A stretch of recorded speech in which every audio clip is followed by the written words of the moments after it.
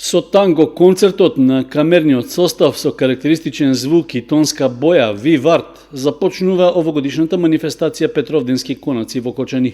Камерниот ансамбл е во состав Александра Коцевска мецо-сопран, Билјана Петровска пијано, Милена Тодоровска мурговски виолина и Зоран Павловски контрабас.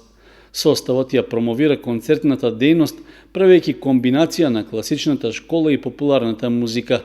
За концертот по повод Петровденските конаци одбраа дела од Карузо, Освалдо, Сантос, Мартини и други.